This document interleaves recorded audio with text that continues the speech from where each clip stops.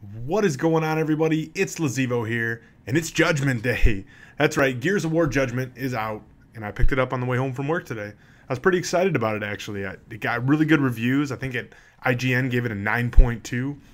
And if you guys are new to my channel or haven't been around that long, you'll know, or I should tell you, that I started off on Gears of War. That was the very first game that I played. Not sure what this dude was doing, but can't fight with no head. That's what Silverback says. So anyway, basically I started, when I first got my Xbox, I was only playing multiplayer Gears of War 1. And that was my jam, as people like to say. I used to dominate that. Me and my buddy Dr. Zulk, who's my great buddy from back from in college. He's in my fraternity. Me and him used to just like tear it up. We'd spend hours playing Gears, and then we got into Call of Duty. We sort of made that transition when COD 4 came out, and everybody kind of jumped on that bandwagon. But anyway, so Gears of War is like my original game that I played. So I don't know, I was excited about it. And so my history with Gears of War, like I said, I played the hell out of Gears of War 1, loved it. Gears of War 2, got it, was all excited. Single player was awesome. Multiplayer sucked, for me anyways. I didn't like it at all. And just never got into it. And then Gears of War 3 came out, loved it. Gears of War 3 was awesome. It kind of had that retro feel. It took me back to my Gears of War 1 days. So I wasn't sure if I was going to get Judgment. I saw the IGN review, and I'm like, that's it. I'm going to pick it up. I got to get it. I want to check it out. It gave me the bug again. You know, it got good reviews. But holy shnikes, is it different. If you guys are used to playing Gears of War, it is a very different game. But not to say that it's bad, it's just different. There's a lot of things that are different. So I'm going to kind of talk about those as I go. If you guys are familiar with Gears of War, you'll know what I'm talking about. So first things first is your loadout. In previous Gears of Wars, you always started with like a primary and a secondary weapon. And your primary weapon was typically a Lancer of some sort or a Hammer Burst. It could be a Retro Lancer, different types of assault rifles basically, and different functions, different special abilities. But you always got to start with one of those, and then you could put a shotgun as like a secondary weapon. And then you start with a smoke grenade. This game totally breaks the mold of that. So everybody starts with a shotgun, like that guy just got shotgunned. Or I mean, you start with one weapon. I shouldn't say a shotgun. I personally start with a shotgun. I run the Gnasher. That's just, like I said, I'm old school Gears. Give me a Gnasher all day, every day, and that's just what I run. But in this one, you have to choose. Do you want that assault rifle? Do you want that ranged attack? Or do you want that close quarters combat? And so there's definitely a trade-off there. So in the past, you could spray a guy down as he's running at you, switch to your shotgun, and blast him into pieces like that. But in this game, not so. You only get one weapon. You can pick up. You start with a pistol as well, and you always had that too. So you kind of had 3 weapons before. Now you only have 2. But you can swap your pistol out for something on the ground. So if you see a Lancer and you want to run that, you can do that. Okay, another change. You start the game with only 1 clip. So in the past, what people would do is right when they got into the game, you fire off 3 or 4 shotgun shells, and you do what's called an active reload. Every time you reload, there's a little slider bar that'll appear under the weapon up in the top right, and you'll see a little white area. You stop the slider in that area, you get what's called an active reload. Gives whatever bullets you're reloading in that weapon a little bit of a damage boost, and that was always a powerful tool. Like when you got in a gunfight, you wanted to have an active reloaded shotgun versus a normal shotgun. And so in this game, it's a little bit different. You start with 1 clip. The only way to get ammo is to pick it up on the map. You'll see ammo boxes laying around, and watch this little sequence here. This is a textbook execution of patience.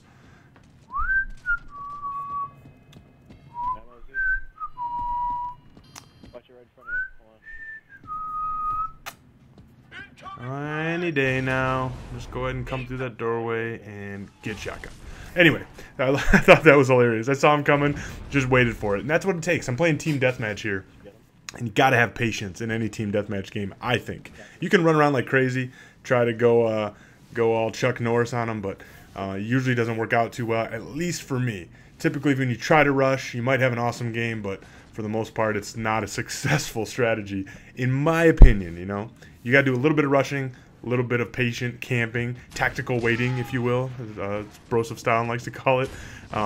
You got to do that sometimes, and that's just playing smart, in my opinion. So, anyway, back to the loadout. Like I said, you start with that one weapon. You also start with a frag grenade, which is new. In the past, you always started with a smoke grenade, and the frag grenades were an item on the map that everybody tried to rush and pick up because they were super powerful.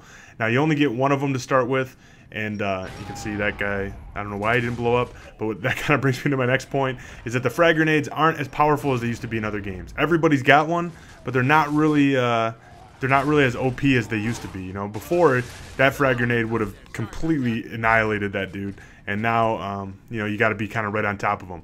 Cool thing is, it sticks to him now. It's kind of like a Centec, so if you do hit him with it directly, it will stick to him, which is a pretty cool feature. You can still stick the guys as they run by. Basically, you hit the same button that throws the grenade when they come by, and it sticks them with the grenade, and when they run off, they blow up, basically. You're just, like, sticking it right on their face. And my first chainsaw attempt, get back here, and fail. Fail. That was a bummer. I love chainsawing guys, cutting guys in half. It's the only game you can do that in. Ask Broseph Stalin. He loves it. It's the only reason he loves this game. The Gears of War series, because you get to chainsaw a man in half. But anyway, that was a fail. But there's a few things that are different. There's some new weapons. There's Bushka. I don't know what that thing is. There's this little rifle there that you can pick up. I don't know what that's called. I pick it up later. I can't remember the name of it. But that thing's pretty cool.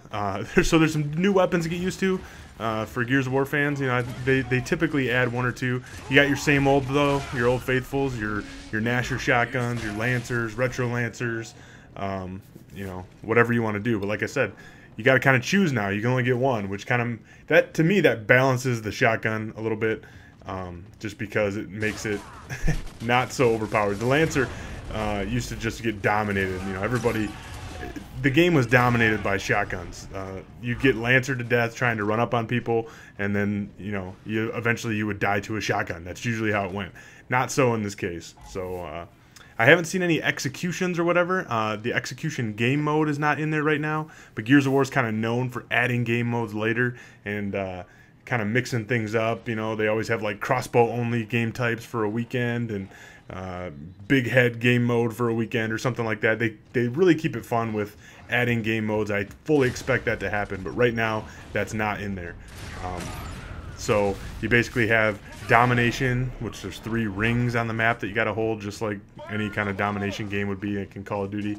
You have Team Deathmatch, you have Free for All, and you have Overrun, which is the new improved Horde mode.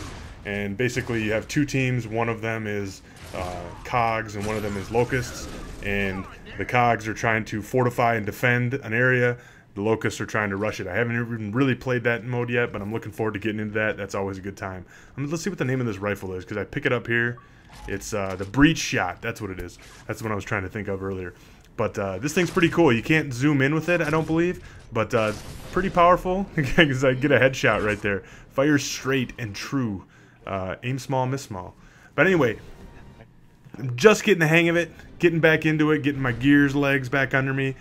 This was one of my better games, 19-7, which is pretty good out of a total of 50 kills for your team. I got 19 of them, so I felt like I held my own, carried my weight. But I'm really excited about this game. So far, so good. Like I said, I only have a few games underneath me, but I'm really looking forward to the future of this game. And it's coming out at a perfect time when everybody's got COD fatigue setting in, and we can really just focus on this game for a while. So I'm getting excited about it. Thanks for watching. Let me know what you think of the game. Talk to you later.